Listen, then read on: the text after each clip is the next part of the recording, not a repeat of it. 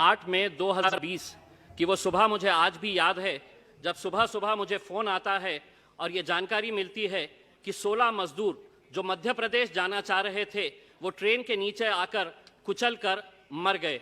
मैं जब वहाँ पर उस जगह के ऊपर पहुंचा जहां पर ये मजदूरों की मौत हुई थी, तो वहां पर पुलिस वाले थे। मैंने कहा कि कितने लोगों की मौत हुई है, ये बॉडीज कहां पर किस अस्पताल के अंदर ले जाया गया है। तो मुझे बताया गया है कि ये लाशें अभी भी वहीं पर पड़ी हुई है।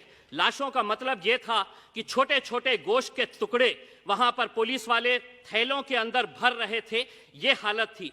उस दिन टेलीविजन के ऊपर यह खबर चलाई गई कि एक्सीडेंट के अंदर 16 मजदूरों की मौत हो गई। लेकिन मैं उस दिन भी कहा था, एक बार फिर से आज यहां पर दोहराता हूं कि वो एक्सीडेंट नहीं था बल्कि हत्या थी, और वो हत्या के जिम्मेदार हम सब लोग हैं जिन्होंने इन मजदूरों को सड़कों के ऊपर छोड़ दिया था। यह महज एक इत्तेफाक हो सकता है कि उसी दिन अखबार के अंदर यह खबर आई थी कि विदेशों में रहने वाले जो भारतीय हैं उनके लिए विशेष प्लेन चलाए जाएंगे।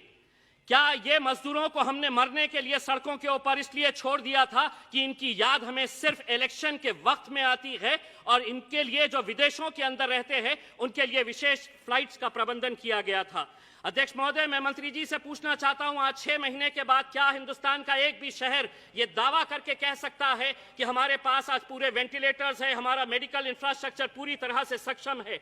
आज भी मंत्री जी, जिस शहर के अंदर वेंटिलेटर्स है, जिस हॉस्पिटल के अंदर वेंटिलेटर्स है, वहां पर डॉक्टर्स नहीं। जहां डॉक्टर्स है तो वहां ऑक्सीजन नहीं, और जहां पर वेंटिलेटर्स भी है, ऑक्सीजन भी है, डॉक्टर्स भी है, तो वहां पर बेड्स अवेलेबल नहीं है। जब हमने आपसे वेंटिलेटर्स के बारे में पूछा तो आपने कहा कि नहीं, थाली बजा लो। जब हमने आपसे पूछा कि डॉक्टर्स नहीं है, ऑक्सीजन नहीं है, तो आपने कहा कि दिया जला लो, अंधेरा कर लो।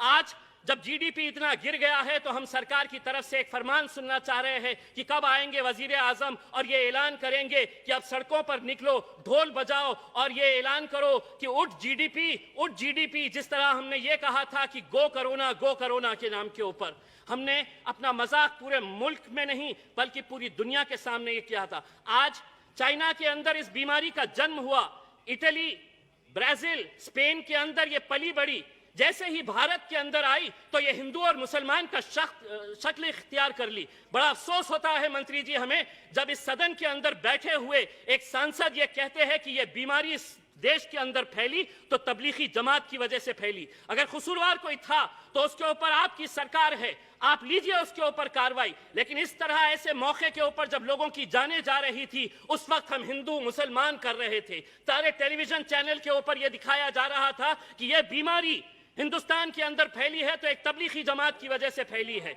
अगर किसी की तरफ से कोई गलती थी तो आप बोलिए, आपकी सरकार है। लेकिन हम आपको ये कहना चाहते हैं मंत्री जी, प्लीज कंक्लूड। एक 2 मिनट। अध्यक्ष महोदय, आज हमें मालूम है कि संकट गहरा हुआ है।